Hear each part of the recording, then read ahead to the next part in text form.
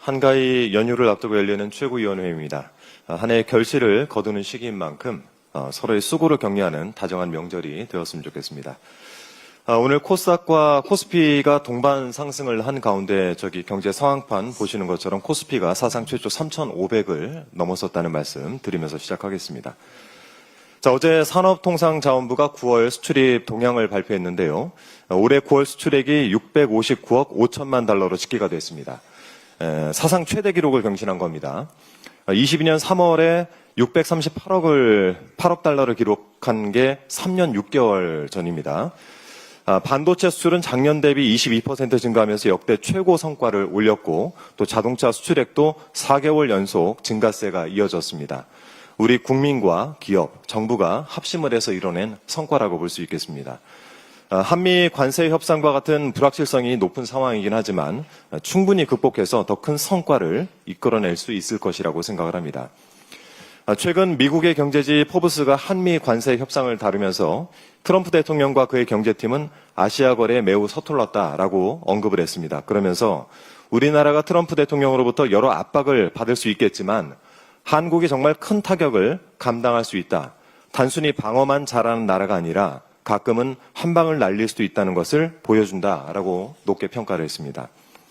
이제 우리도 나라의 경제력과 그리고 국민적 저력에 대해서는 자부심과 자신감을 가져야 할 때가 되었다라고 생각을 합니다. 위성락 국가안보실장이 지난 30일 인터뷰를 통해서 한미 관세 협상을 두고 크게 비관적이지 않다라고 언급을 한 만큼 국민 여러분께서도 정부를 믿고 힘을 보태주시길 부탁을 드리겠습니다. 아울러 국민의힘은 국민적 불안감을 조장하는 정쟁의 도구로 이 협상을 악용하지 말 것을 경고드립니다. 이재명 대통령님을 향해서 협상 당시 적은 비망록 내용과 또 MOU를 밝히라라고 하는 가당치 않은 요구를 하고 있습니다. 이런 협상 관련 정보를 공개하지 않은 산업부를 상대로도 되도 않는 행정소송을 제기했던데요. 그런 정보를 공개하면 본인들 실력으로 나서서 협상이라도 할 겁니까? 국민의힘은 외교에 있어서는 입을 열 자격이 없습니다. 여러분의 실력은 이미 바닥을 드러냈기 때문이죠. 한 사례만 들어보겠습니다. 일본과 강제징용 배상 문제, 여러분 어떻게 했습니까? 멋대로 협의를 해놓고 물컵의 절반 이상 찼다는 등 정말 국민 복장 터지는 소리만 하지 않았습니까?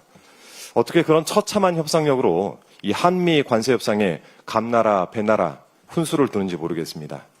국민의힘이 이런 형태를 깽판이라고 합니다.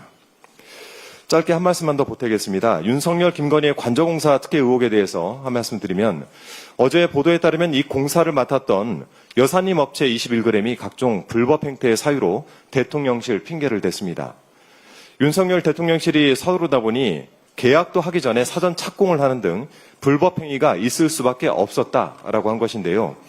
일단 불법 행위는 인정을 했고 불법 행위 뒤에 대통령실이 있었다는 점도 핵심이 아니겠습니까? 21g 대표 김모 씨는 단순한 인테리어업자가 아닙니다. 김상민 전 부장검사가 이완 화백 그림을 구매할 때 김건희 취향에 대한 문의를 받았던 사람이 바로 21g 대표입니다. 1년 전에 제가 밝혔던 것처럼 김모 씨는 코바나 컨텐츠 사무실 설계와 시공도 맡았던 인물이었고 또 김건희와 경제 공동체를 형성했던 인물로 저는 평가를 하고 있습니다. 이 대통령 경호처가 다른 업체에 이미 관저 공사를 맡겼는데도 윗선의 지시로 공사업체가 갑자기 21g으로 바뀌었습니다. 감사원이 이 사실을 파악하면서도 그 진술을 누락했다는 보도도 있었습니다.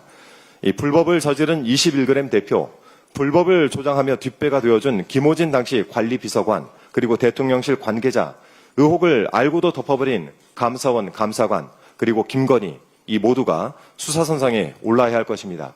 김건희 특검의 철저한 수사를 촉구합니다. 이상입니다. 네, 다음으로 김병주